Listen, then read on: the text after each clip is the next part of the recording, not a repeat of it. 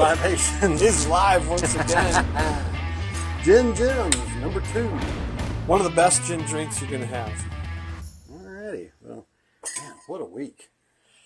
You know, the most interesting, we were just talking about the interesting things that have been happening this week, but it hasn't been real crazy here since our last broadcast, other than 1,000 points got trimmed off the Dow Industrials on Friday, but it's kind of come back a little bit now. But to me, the most interesting thing is they've happened overseas, and you said right away, look at what's going on in Great Britain. Right. To me, the most interesting thing, this is just part of the craziness to me of the world, is the Olympic Women's Middleweight Championship was fought between 2 biological males. That to me is insane. Is insanity. Absolutely. That is the insanity of our world right now. And really exactly the kind of crazy shit we're talking about. You know, this is... It just... Come in here. I mean, you get can't away make from it up. all that shit out there. You can't make it up. I can't make this shit up. No kidding. Oh, Where anyways. is my video in here? Let's refresh. Just so I can see if anybody's out there. Hello, Sherry. Sherry Thompson Wallace is out there with us. Well, that's fantastic. One of our faithful. Yes, always here. Thank you, Sherry, for being here. I If hope we you're were having doing- a Tom Collins with us. It's one of the most easy drinks to make, and it's absolutely delicious. So if it were Whiskey Wednesday, she could be like a whiskey chick. What would we call her for gin? She's a gin gem. She is a gin gem. There you go. Yeah, Okay, I don't know well, what that else works. to call it. I mean, we can call her a smoking hot gin. She's a smoky quartz. She's a smoky quartz gin gem. Oh, just in case, turn the volume all the way down over there for me, please. Yep. Oh, there you go. All right. Sandy Wallace is with us. I went to high school with Sandy. I've known Sandy for a very long time. Hi, East Sandy Point. Wallace. Nice to meet you, even though I can't really see Thank you for watching tonight. That's good. All right. So, yeah, Tom Collins, you said. Oh, Tom- wait. We were still in the craziness part of it there when I got distracted. Yeah, Tangent. You know, all the obviously, bullshit over and, here. like I said, most of the crazy stuff has happened overseas.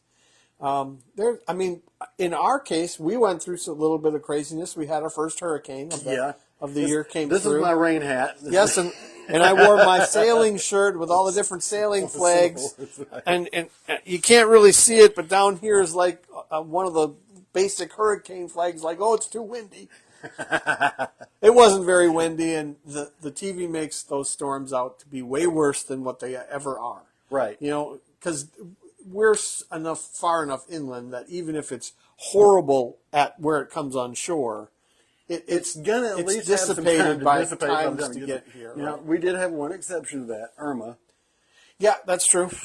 That was the craziest thing I've ever lived Well, through. you know, I got to take this thing off. That's getting too hot. the hat stick. It worked for the first few minutes. Frederick Houston, another high school friend from Hateville. Russell High School. We've seen so many Hateville people. I got tongue tied there. Fred used to be Secret Service. Oh, awesome. Yep. Thank goodness you're not involved with that anymore, huh? No kidding. They've been fucking it up lately. Fred, great to have you with us tonight. Thanks, Thanks Fred. for joining. Very cool. Very cool. All right. Tom Collins. Tom Collins. Little history. Remember the long history lesson that we had last week? Right. Where there's a piece of that comes into the puzzle here. This is why I gave that long lecture about gin last week. So that you have a reference. And if you haven't watched that, we'll stop the video right now if you're watching on the replay. Right. Go back and watch that one, get the whole lesson, and then come back and watch this. Right. Now, this is the last week is on YouTube. Yes. Okay.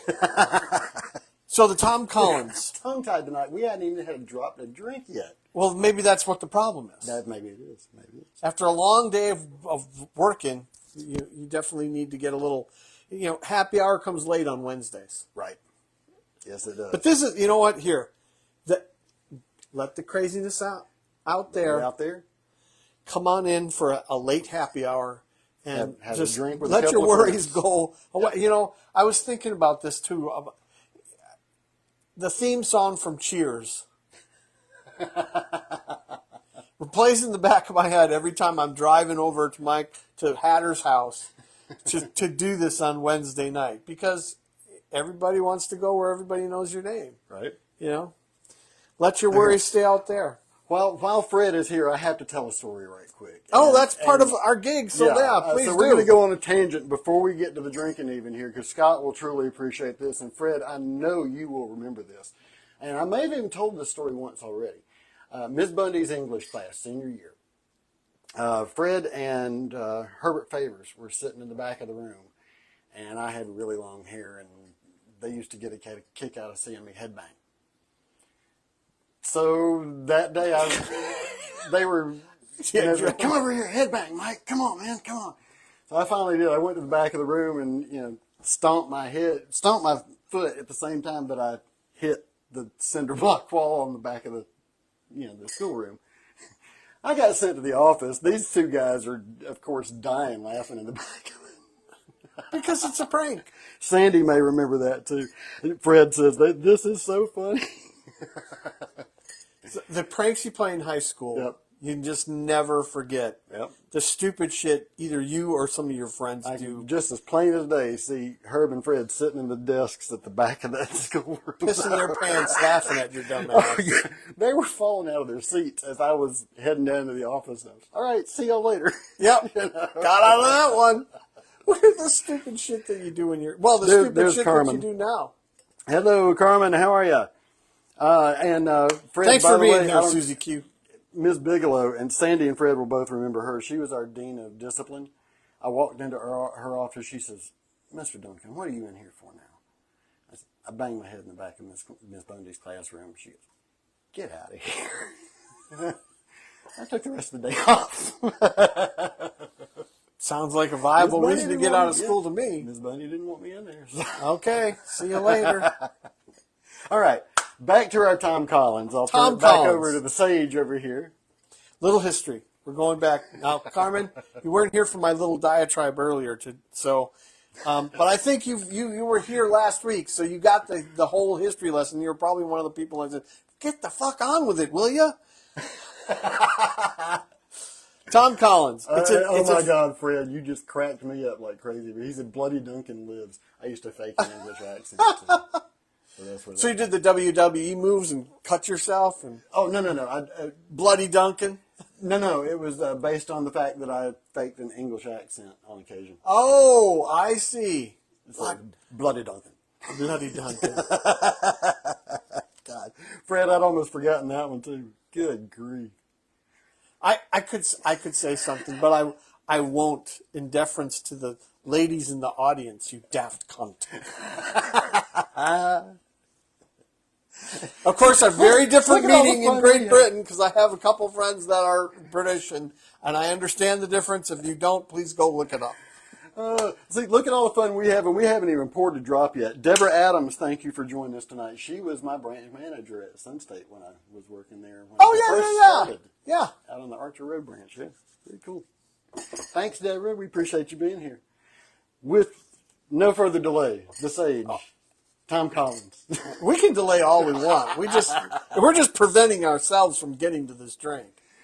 That's all right with me. We're preventing. They're probably out there laughing at us, going, "Will you hurry up and toast us? I'm already drinking." By the way, if any of y'all are drinking with us tonight, I hope you're having a Tom Collins. If not, hey, you know our rule. Hey, we only have one. Right. We have one. And let it drink safely. We drink safely and responsibly. He stays until he can drive. Yep. Here, rule of thumb: your alcohol. Your liver can process, roughly, the average human liver can process about 2 ounces of an alcohol, 1.5 ounces of alcohol, roughly around that time space in an hour to an hour and 30 minutes. Right. So if you go from first sip until when I leave, it's probably a full 2 hours. Right. Because I have to drive 5 minutes over to my place that I lay my head down. And folks, coffee ain't going to help. Caffeine don't do shit as far as that goes. Oh, the only thing it does is it makes you pee. It makes you pee. That's the only way you're going to get out of your system. Anyway, all that shit over to biology lesson now. What the hell are we doing? I don't know. Hey, it's our normal Swiss cheese. We're all over the map. That's what makes us stars. See, we go. We jumped ahead. We got to the 2 parts bullshitting before the 1 part bartending tonight. Oh, that's true. That's true. 1 part bartending, 2 parts bullshitting. That's what we do. But you know, this week, just because of maybe some of the craziness, and I wanted to get away from the craziness, my wife and I scoured. Last week, if you remember, I didn't have my Collins glasses. I couldn't find my Collins glasses. Thank God for my wife, because she scoured she scoured our garage and finally found the box that I not only have my Collins glasses on, and it was a box that I had not opened since I lived in Virginia, since I moved from Virginia to Florida in 2001, and I've moved subsequently twice since. So this box has not been opened through 3 moves. Dude, I moved to Florida 17 years ago myself. I know I've got a box or 2 in storage I haven't touched since I left Georgia. But you know, I get it. Now but you sit there and go, why don't you purge the shit? Well, here we go. I found these glasses, but I also found some bottles that I used to use for different syrups. Nice. So we can make our own grenadine, because that's something that we will have in a few drinks this fall. Right. And I found another glass. If you guys want to look this up, you'll see them in the future. They're called Nick and Nora glasses. And I told Hatter this story. I bought them at a secondhand store in Georgetown, which is part of Washington, D.C. I used to work in Washington, D.C. And I'll never forget it, because I walked in looking for glassware and specifically found these glasses and the Nick and Nora's.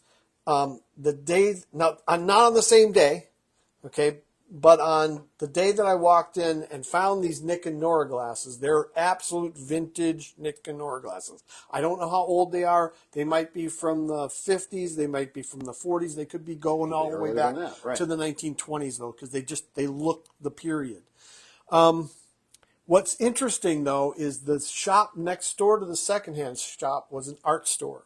And the day that I walked in there was a very cute girl that worked in the art store that was putting out an oil on canvas Jerry Garcia original on Friday afternoon in the window of the art store. And I happened, just by coincidence, be walking by and stopped and look at it, and it was a pretty cool picture. I mean, you didn't think anything of it at the time. Right. I mean, well, I've seen a couple. I've seen his ties and all that kind of stuff. Not exactly great artists, but very cool. Yeah. You know, not that it's a celebrity that's doing it, and not anything that you're just going to definitely have talent. No doubt. Oh yeah, he has some talent, but nothing Good you're like, talent, hey, I'm going to buy. Wow, that's a Jerry Garcia. I'm going to buy it right now. I'm going to go pay right. That was on a Friday afternoon, and that was the weekend that Jerry passed. Oh, damn. So, of course, as I'm driving into work on M Street, for those of you that know Washington, D.C., I came across the Chain Bridge, down, got on M Street, past Georgetown University, and then turned right on Wisconsin Avenue and went down to the bottom, and my office was on the left there. Well, that little shop was about a block up from Wisconsin Avenue. And it was still now the shop wasn't open as I was driving into the district at 7 o'clock in the morning, and that picture was still in the window, and I never found out. I'm sure it sold to somebody but for how much I don't know. So good, probably cool story, a cool story, and it's one of those things where it's like, oh, if I only, but I had no inclination. Right. Why would you just walk in and buy a Jerry Garcia? Unless you're this magnificently huge. You're a fan, right. Now here, let's put it this way. If Neil did art, would you possibly see it and say, buy it, and then... Here, I'll answer your question with a question. How many of his books do I have over here? That's my point. That's my point. Still a big Rush fan, Fred, too. I know you remember that. And Sandy, of course, still knows it. You know. So... All right, let's get on. We're dicking around. We are truly dicking around. We're totally being Sage and Hatter right now. Yes, we are. This is our normal Wednesday night. Yeah. And for those of you who are new with us, we just started doing this a few years ago after we both had heart attacks. And on Wednesday nights, get together for wine and sushi at the grocery store up here who used to serve it, or beer up there also. We finally ended up bringing it in here. Started as Whiskey Wednesday, then we went live one night, and now here we are. Yeah. And, well, Hatter said, hey, you know how to make cocktails. Why don't we just make a cocktail, a different cocktail? I said, well, let's make, I mean, there's so many cocktails, it's mind-boggling. So, I mean, we could make a different cocktail every week for the next 5 years, if we, I mean, easily. Exactly. That's how many cocktails are out there. And there's one being invented every day. So, well, we're talking about an old one tonight. I mean, a real old one. Middle 1800s, this was invented by a guy by the name of John Collins, and that's what it was originally called. It was a John Collins. He was a barman at the Limmer's Old House in London, England, which does not exist anymore. In the early 1800s, of course, if you go back and listen to the gin history last year, the John Collins is in print. And the earliest found print is Jerry Thomas's book of 1872, which I think is the second edition. The John Collins is also 1882. Harry Johnson's book lists is the first book that came out.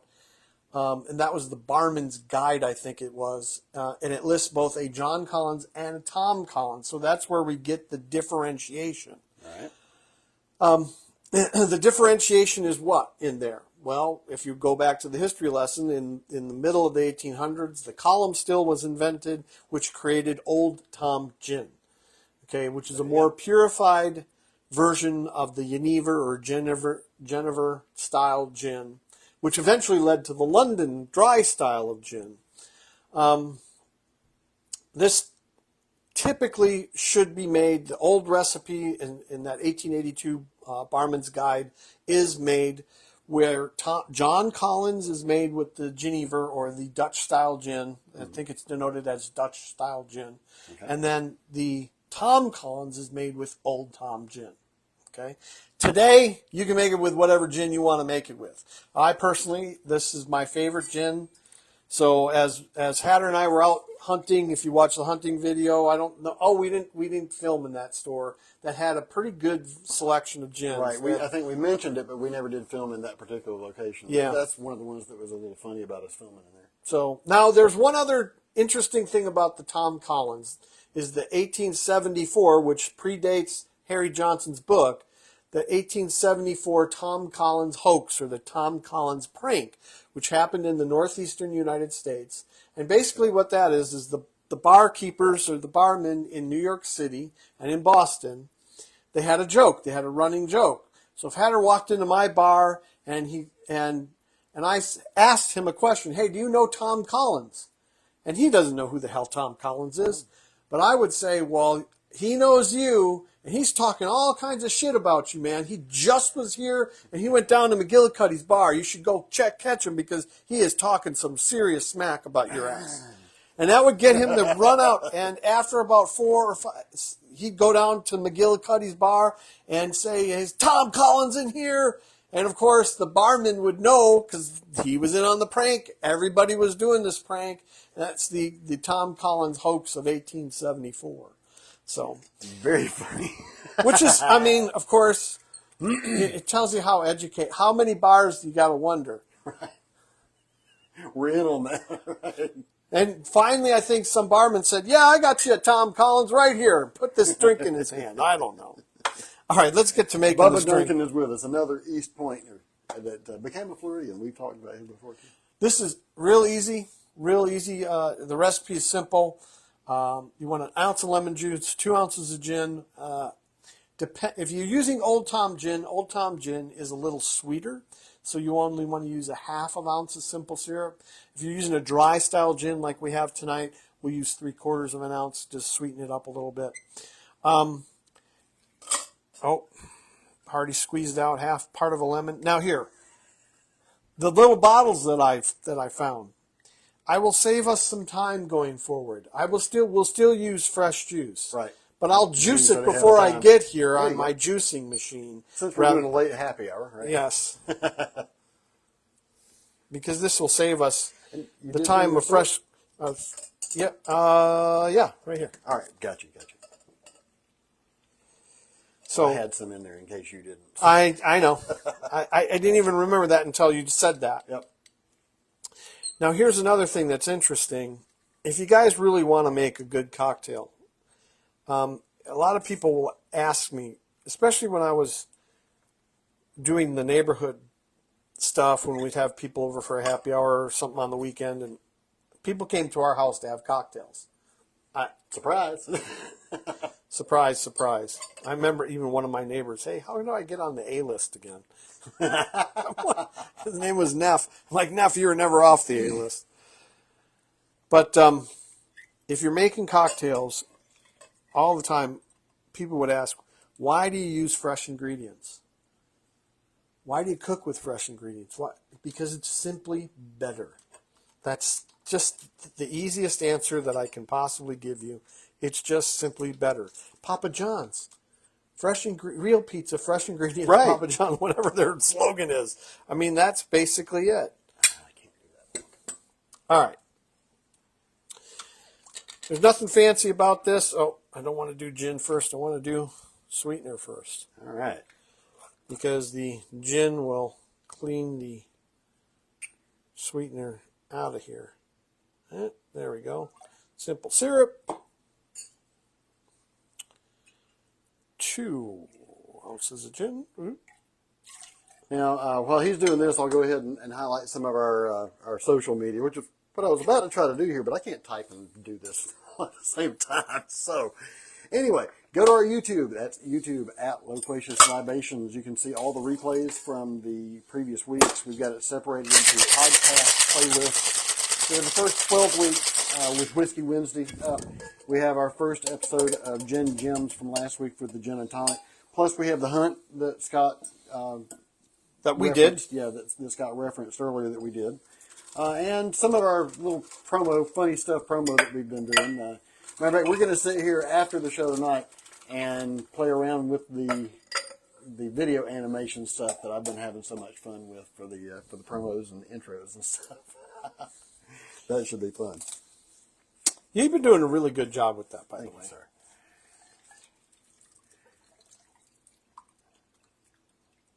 you, sir. Oh. And we're going to top that. You top that with a little bit of club soda. Or sparkling water. You don't have to use club soda, but you want something that gives you a little fizzy bubbly. Then you bar spoon that. Get it to mix, otherwise it'll float on top. All right. We also have, and Scott's been handling the Sage is heavy into studying our Instagram account, so we can try to get that one going a little bit. That is at Loquacious_Libations, right? Yes. He's been doing such a great job with that. All the tags that he's putting on and everything. We actually had a couple of very cool likes this week over there. Plymouth Gin being one of them. Yeah. They liked one of the promos that we did. Cool. Try to get you a little kite, although that's a terrible cut on my part. We garnish this with a lemon peel. We stab a cocktail cherry. And we balance it on the drink. Come on. There you go. Sweet. Sir? Thank you, sir. You're Tom Collins. All right. Let me refresh this. All right. So while Scott's doing that, we're also going to talk about some of our plans coming up as well. We've got our Discord is going to be opening soon. That's going to be, for those of you who don't know what Discord is, it's an online forum that basically is like a multi-purpose chat room channel type thing.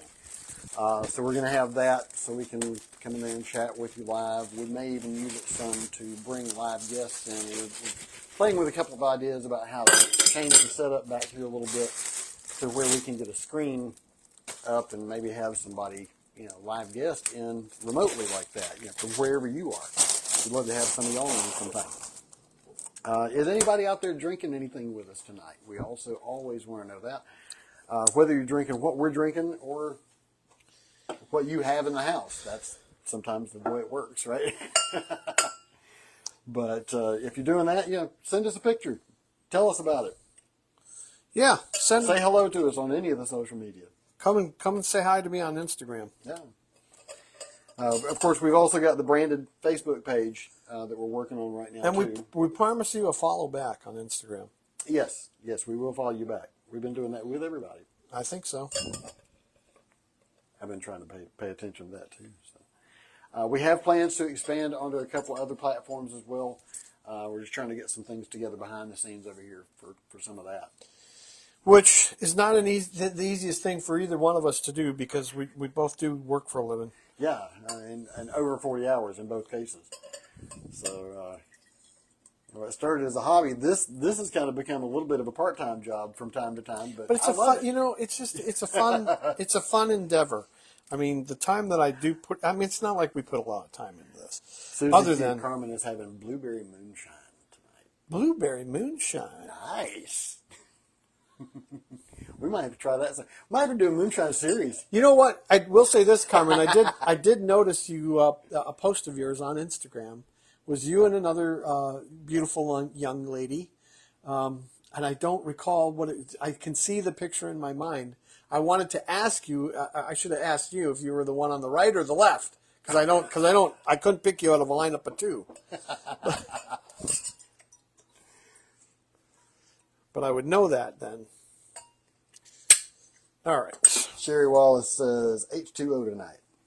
Well, that's good too. There's nothing wrong with water. This is not about the alcohol. It's never about the alcohol. This is something social. We do this to make time to get together with each other this week. That's the purpose. That's the true purpose. And that's what we invited you in for. So, like I said, come have a drink on Wednesday nights with a couple of friends and leave all that craziness out there. All right?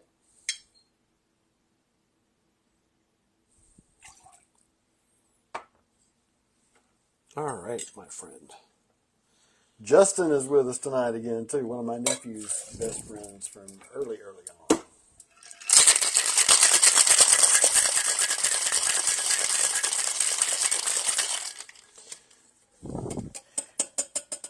Now, if you are having a Tom Collins with us, I haven't had anything to drink yet. Doing good, Justin. Great. How about you, man? Poor Justin had his appendix out not too long back. Since we began this, remember, he popped in one of the first 2 or 3 shows, and it's been between that and now. I'm going to do something a little different. There we go. All right. I almost feel like giving you this one, Michael, because it's going to be a better drink. It doesn't matter to me. Again, not the quality of the drinks or anything, but just you're here, and they're there with us.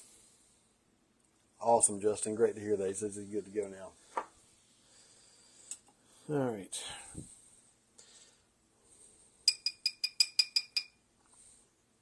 I don't want to put that syrup in there.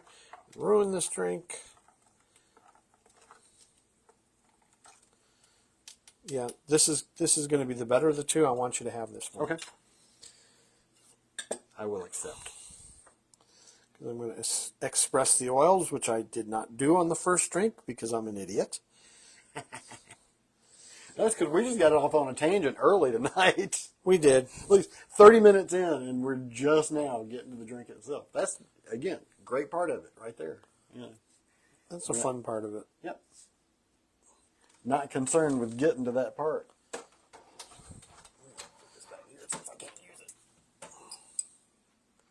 All right, let's get that cherry.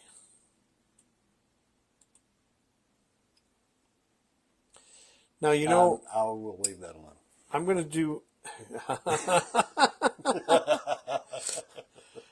Sorry, we're about to drink, so, thank you. All right. All right. The Tom Collins, sir. Tom Collins. Cheers, sir. He talks shit about everybody. Cheers to you.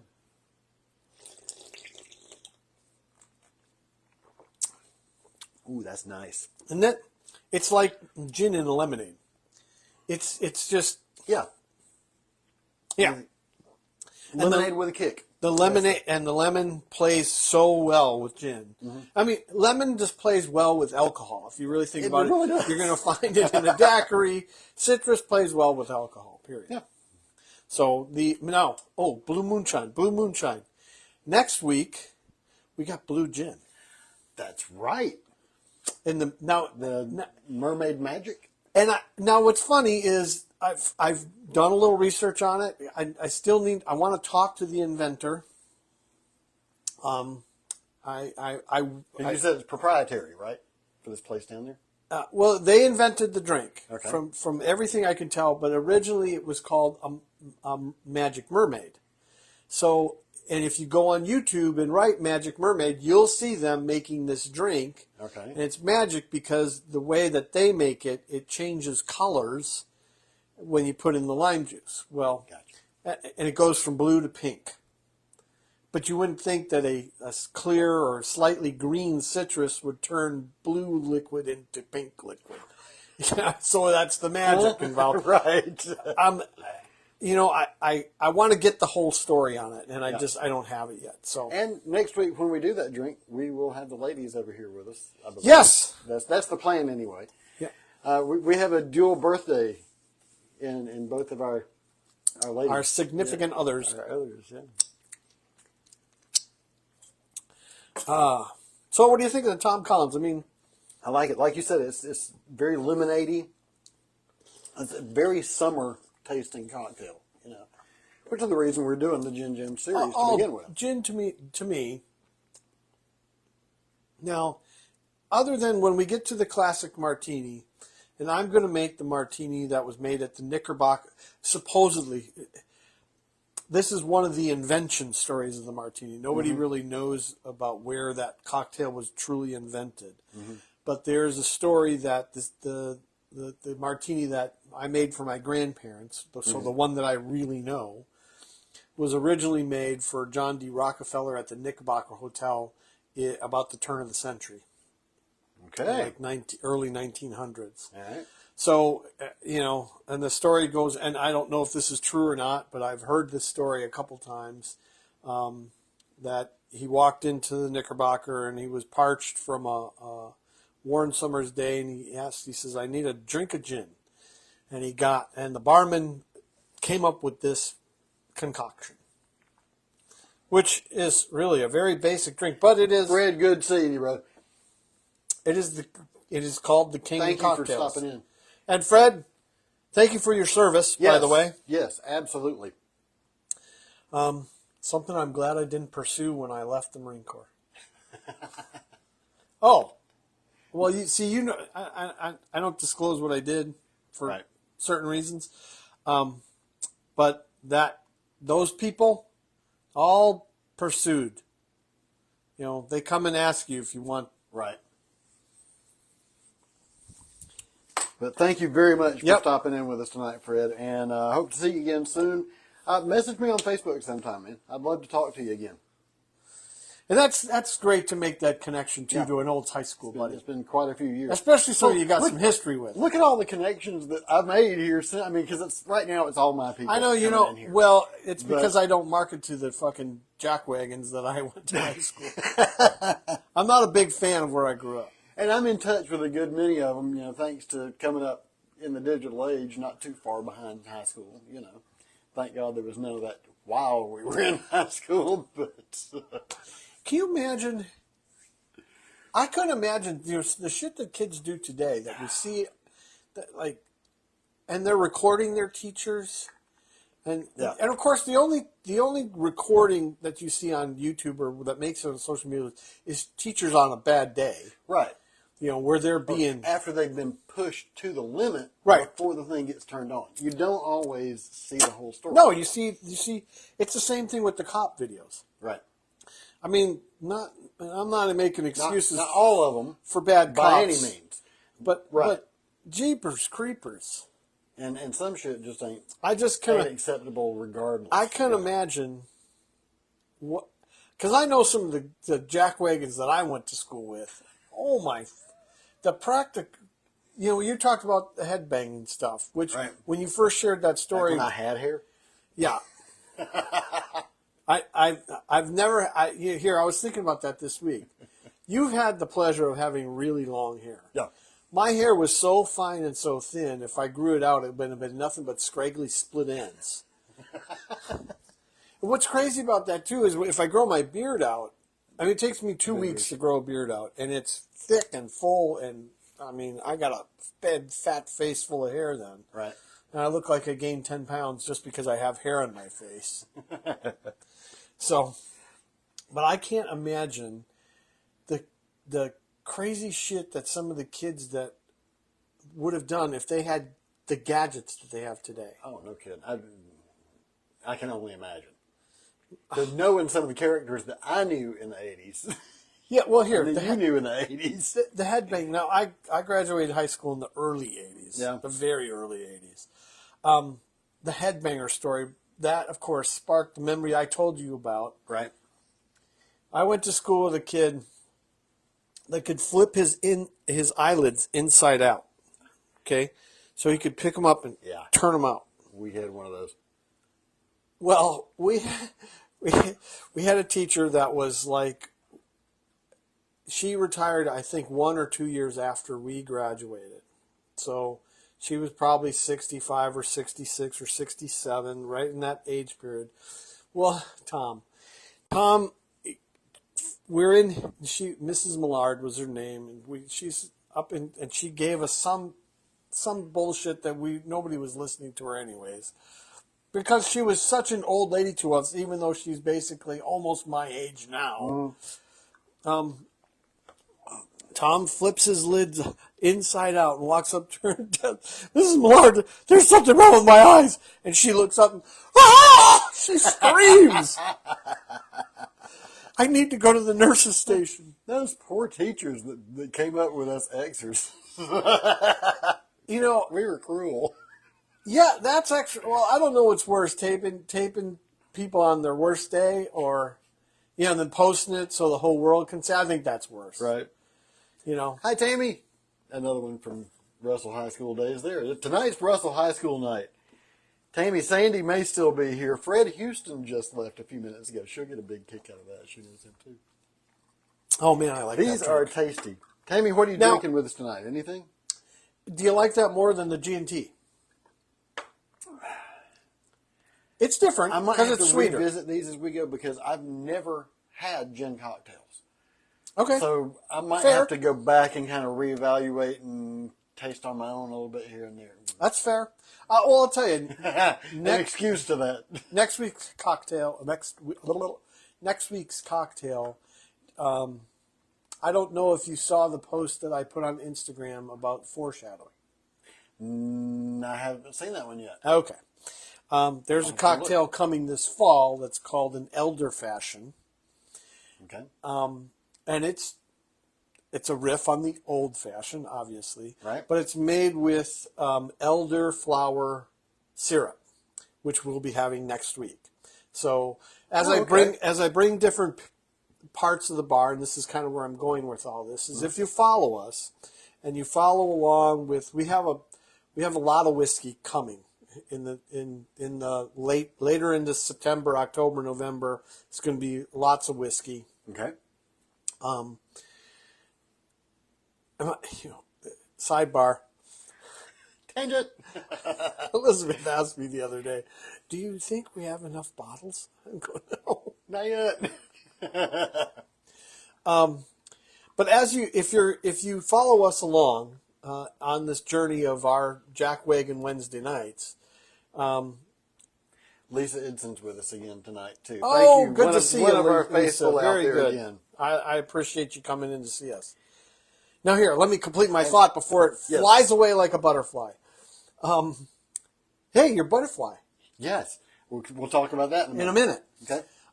If you follow us and you pick up on, you're going to pick up, if you start getting some of the bits and pieces of things we use to make a cocktail, at the end of the day, you're going to end up spending, I would say, for $300, even in today's crazy pricing that's out there. Mm-hmm. Here, 2 years ago, I would have told you $200. Right. If you spend about $300 over the course of like the next 3 or 4 months, you will compile a complete small bar. Have enough to make it, not just 1 or 2 cocktails. You could probably make 10 or 12 different cocktails, but they all have different pieces. You're going to see, right. Well, this was used 4 weeks ago, and now they're using that again. And right. What does that taste like? And a prime example of that is Carmen said she didn't know what Benedictine was. Right. I've run into quite a few people when I've described that. What the hell is that? Oh, it's a fabulous liqueur. It's incredible. Go back and watch the episode with that. That was the Wobbly Gobbler. The Wobbly Gobbler. That would be our season finale from Whiskey Wednesday, episode 12. What's interesting is we will see that there's a gin drink that I can think off the top of my head that is made with that we're going to see. I think the Martinez is made with that. There's a couple of gin drinks that really small amounts of that just to give it a splash of flavor. But you're going to see that again in some New Orleans. We're going to get to New Orleans because that's another cocktail capital. There's so many great mixed drinks have come out of New Orleans. And still Alice. You'll see that. And you'll see other things like the Luxardo Maraschino liqueur. We're going to get to that. That'll come in here. So over the course of time, if you follow us and you say, hey, this is a very easy thing to drink. You need club soda gin and ice and lemon juice and simple syrup. You don't even need anything extra. I mean, basically it's 3-ingredient cocktail. Right. And heck, for that matter, if you don't have your simple syrup, can't you just use like a little bit of sugar? You could put sugar in. Improvise? Yeah, you could improvise. I mean, speaking of that, a small tangent here. This weekend I did one of my granddaddy's morning toddies, to whet my appetite before we did breakfast one morning. So yeah, medicinal purposes only. As my granddaddy used to say. That's him impersonating his grandfather. Yes. So I actually used the Heaven Hill. Oh, did you? Mm-hmm. And how was it? Oh, it was tasty. Oh, I bet Carmel City. Oh, man, and I actually used simple syrup instead of sugar and just a little bit of warm water in it. Okay. And man, like I said, it was tasty. Yeah, no, I enjoyed that. I've said this last week, and I'll say it again. If you're not really into bourbon, but you want to try bourbon, and if you got $38, go to Sam's Club. Yeah, go to Sam's. And they have the Heaven Hill Bottled and Bond. It'll stand up in a cocktail. It's 100 proof. Mm-hmm. Bottled and Bond is always 100 proof. That is the quintessential bourbon flavor, in my opinion. That is the most bourbony bourbon that you're going to. There's a variety of flavors, but that is caramel and brown sugar and, so I can show them and some vanilla. I really do like that particular bottle of whiskey. We're going to show it to them here. So if you are interested in checking it out, there is your Heaven Hill Bottled and Bond right there.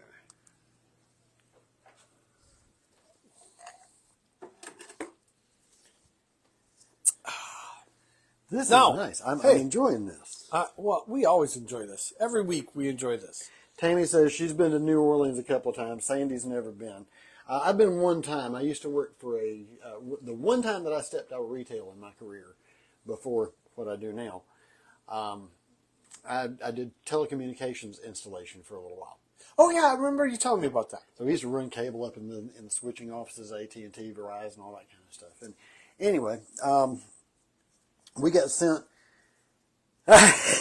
Sandy says when we got the margaritas, let me know. I'll circle back to that in just a minute. Smasherita. Yeah, Smasherita. We're going to circle back to that in a minute. That's actually coming in a few weeks down the road here. We'll find a place to slot that in for sure. Yeah, there's so many. I was thinking about this today, and I don't want to get off on a tangent. Here we go again. There's so many drinks rattling around in my head. Pardon me, y'all. I said, I need to start writing down on the calendar, like I did for the gins. I'm like, okay, these are the gin drinks I'm going to make, and let's set them out in this order. That is the beauty of the Discord page. Exactly. I'm going to show you that later. Yes. Because I've already got every one of our episodes lined up in order, what we had, what we used. I'm even going the back recipes. And the actual liquors that we're using, I'm doing a separate page for them. So we can go in and put the stats for them and all that kind of stuff, average price, whatever we want to put in there for that kind of thing. That makes so much sense. Discord's going to be much more than a chat room. It's going to be more of an information base, kind of our own Wikipedia type thing. Yeah, rather than having a website. Right. So it's going to be run by me and Sage over here. It's going to be run by Hatter. And I've got a few moderators that I brought in from already from my old gaming days, which is good. I learned how to do all this stuff. So they're hopefully they can. My beta testers will become the moderators and help us with which I think would be 24/7 aspect of it. Yeah, because it is. It's going to be open 24/7. It's basically going to be a bar. Look here, a virtual Loquacious bar. Libations Lounge. So, Yeah, that works for me. So it'll be the triple L, Loquacious Libations Lounge online. So all right, Monarch. the Monarch. Yeah, circle back to the Monarch thing. We recently got 3 scarlet milkweed bushes, and so we've been growing them out there. All this damn rain that we've had. I got a jungle on my back porch, y'all. I'll take a picture of it and post it on the Facebook. But basically, we've got our own privacy canopy and our little 12-foot wide back porch over here that's 3 feet deep. We kind of annexed an additional 3 or 4 feet out there with plants Easily. I mean, it actually creates privacy, though. Yeah, it does. It's comfortable. I actually had one of the maintenance guys walk by the other day. He says, "Oh, I like your canopy." And it creates a little shade. Yeah. So it's about 6 feet tall overall. We've got a split leaf out there, a couple of philodendrons. We've got a gator plant, which is the Acanthus mollis, one of the weirdest plants I've ever seen. I got another one out here that I sliced one of the leaves off by accident. And it planted itself? No, I said, you know what? I'm going to put this in dirt just to see how hardy this plant is. And I put it in about that much dirt. Dude, it's this tall with a stalk that thick now. Yeah. Anyway, that's still sitting out there. That's a very aggressive plant. We have 3 scarlet milkweeds out there and a candy corn vine to try to attract some hummingbirds and butterflies. And the scarlet milkweed is working. We've had quite a few monarchs out there. I actually saw a different kind of butterfly out there the other day. It was black with just and blue, small yellow. Oh, but it was not all big and orange and yellow and pretty like the monarch. We could ask Grace. She would know. Oh, that's a blah blah blah. Oh, there you go. So the other night I get out there and we've got this little blue pupa hanging on the gator plant, not on the scarlet milkweed. That's interesting. Yeah. Well, here's my theory on that. I wondered if that was a monarch then. It was. Oh, yeah? You could see it in... Well, I did the Google image search on it, and the only thing that came up was monarch. Okay. For that particular shape and size and all that. That looked like it. Right. And color or whatever. Dude, you can even see the wing through the... Yeah, they get translucent. So cool. Yeah. But, so the scarlet milkweed, when we first got the first one out there, it was inundated with... I mean, we had 2 or 3 butterflies at a time sometimes out there. And at one point, I even messaged you that we have like 16 caterpillars on there. Baby caterpillars. Yeah, well, tiny. That's the only food the monarch eats. Well, apparently the wasps and the lizards eat them. Oh, yeah.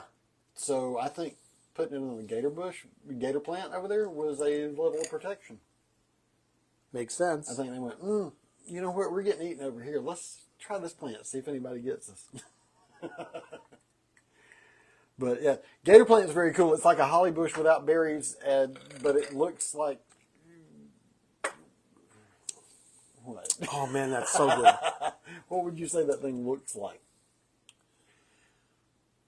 A holly tree with some self-defense mechanism built in. No, holly tree with claws. Let's put it this way: when I have to cover that thing during the wintertime, which admittedly is maybe twice to 3 times a year. Oh, my cherry dropped off. For a day or two. I'm leaving that alone too. That thing, I actually have to armor up before I cover that thing. I will put on the heaviest jacket that I've got and then put a shirt on over it or something like that. So I've got some padding within it just in case I get stuck through the damn thing. I have to take a king-size bed sheet and throw it over the thing, and then to protect her from a frost. Right, and then wrap twine around it to cinch it up so the sheet will actually work, and then pull the sheet out from the stickers so it'll go all the way down. Okay. Well, yeah, no. You see, the one that you gave me is still small enough, and you have yours. He's got his in half of a 53-gallon barrel. Okay, Like a bourbon barrel, right? Yes, I keep mine in a 5-gallon pot, so it doesn't get big. I can haul it in and out because I know it can't withstand the cold. Well, you remember what that thing looked like when I moved in here? Sky helped me move into this apartment. I remember that day. The day that I moved into this apartment. That thing was in a starter pot still after 3 years of having it or whatever. I got that from a member that was just like super impressed with the customer service that I gave her at Sun State Federal Credit Union out in Alachua. And so she brought me in one day this gator plant. And I went, oh, thank you. I had no idea what the hell it is. It's a very rare plant. She said, okay. So I take it. Pardon me. I take it home. We leave it in the same starter pot that it was in. We water it. It's gonna grow. It's 3 feet tall. It looked like a branch rather than the green stalk that it is now. But it looked like a branch on a tree type thing, but it was real thin and everything, and wood rather than big hardy green. You know what I'm talking about? Yeah. And it had like 2 or 3 sets of leaves on it. That was it. I remember. I stuck it out front here for a little while. It did okay there. Didn't really get any bigger or anything like that. It loves it back Probably here. 3 feet tall, something like that. It doesn't like direct sun that much. Yeah. Dude, that thing, I don't know what the hell it is now. But we ended up repotting it. And then we had to repot it again because it broke the pot that it was in. Those roots broke through the ceramic pot that was about 1/2 inch, 3/4 inch, right? Thick. And the roots broke through and got into the ground. And I spent 2 months picking those out of the ground because it's an invasive species. Yes. No, I know it spreads. That's why I put mine in the fabric pot so that the roots they can't get through, and it does get through, but then they get air pruned. Right. So they never really escape on you. So we ended up putting in this damn half of 55 gallons. Yes, I know. Now the thing is a monster, and it's literally a jungle. No. I got to give everybody an idea of this plant. When I walk out there, I'm expecting it to say, "Feed me, Seymour.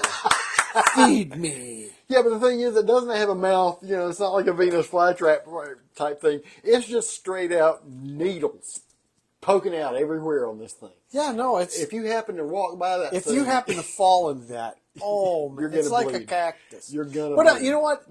Thinking about it, really, that's like probably a cactus hybrid of some kind. I'm not sure. It's like somewhere in between an aloe and a cactus. I don't know. That's a good way to put that. Too funny.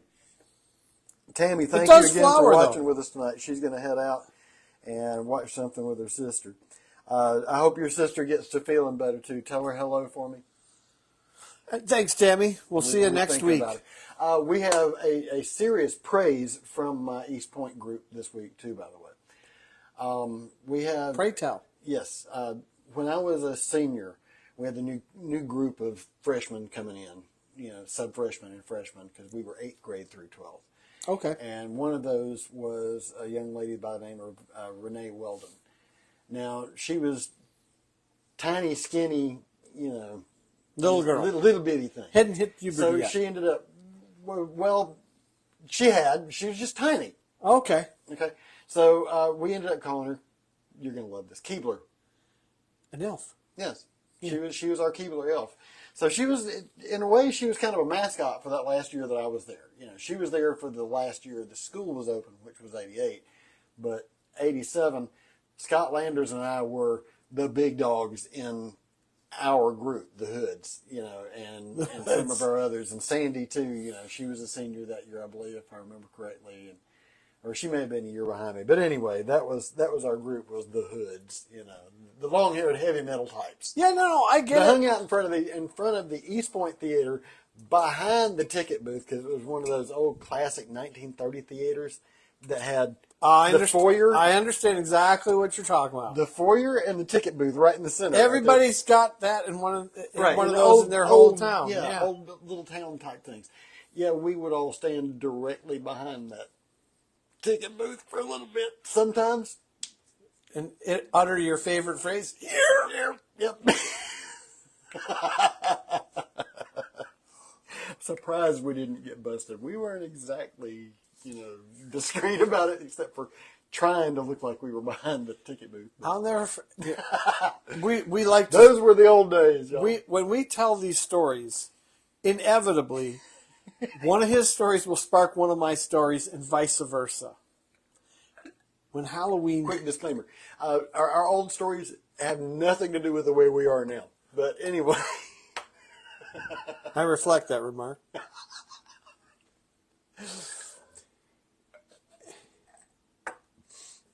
When I was a junior in high school, so this had to be 1980, I think.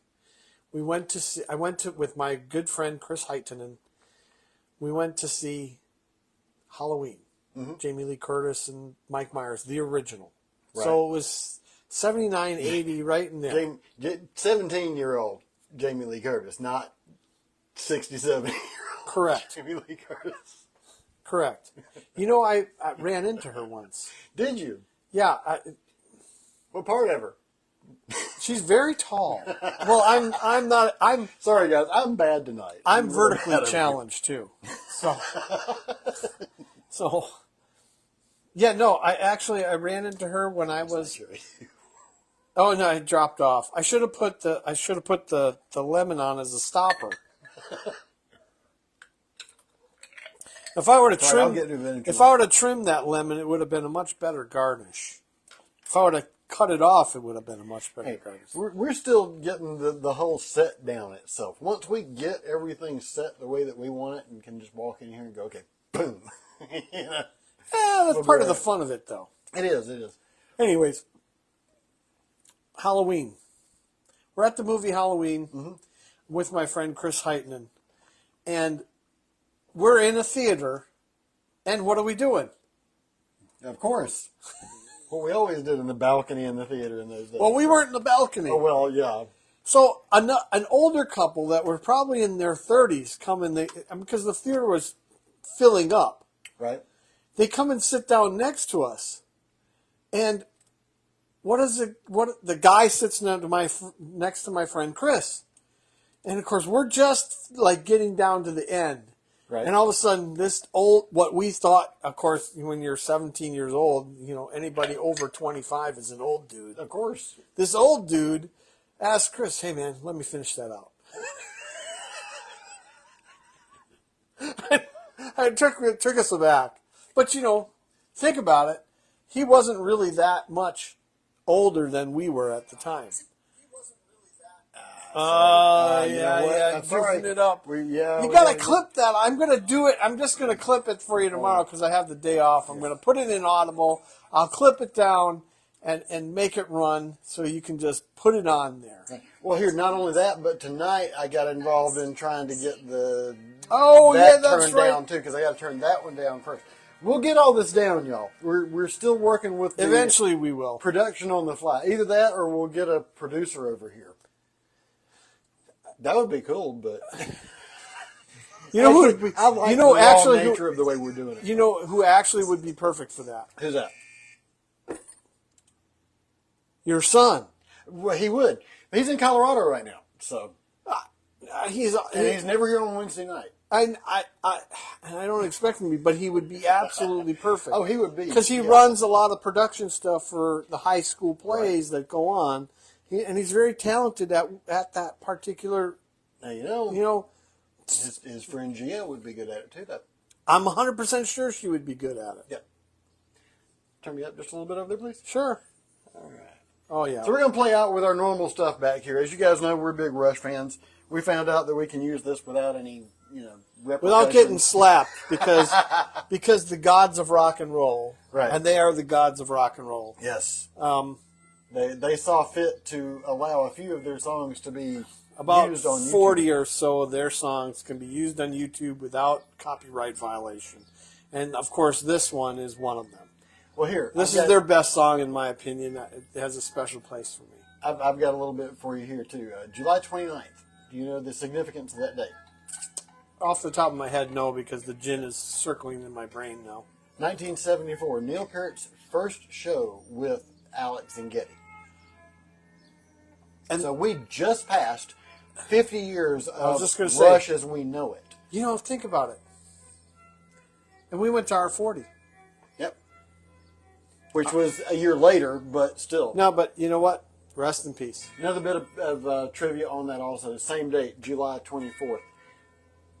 Just a few years earlier than that, 21 years to be exact, from 74, was the day that Gary Lee Weinrib was born. Well, that's interesting. So Neil Peart's first show with Rush was Geddy Lee's 21st birthday. Very cool. How cool was that? That's very cool. All right. So, synchronicities. you know where you come for all your Rush trivia, right? Yes. Oh, wait a There's minute. the place. Gin Gems. Next week, Magic Mermaid. Mermaid magic. Whatever you want to call it. It's a different color. It's a mermaid of a different color. It will be. I want to help that. It's such a good, tasty drink. I want to help that to become a modern classic, and it's the last of our gin gems that going to get made in a highball or a Collins glass. Cheers to you, sir. Cheers. Thanks for another great week. Stay away from all the craziness. Come back here with us next week, 8:30, as always on Wednesday at Facebook/AllMadMusic. Also, look at all of our social media, YouTube at Loquacious Libations, Facebook Loquacious Libations, and Instagram Loquacious_Libations. Hey, Did I cover it all? Yeah, you did. All right. Thanks a lot. See you guys next week.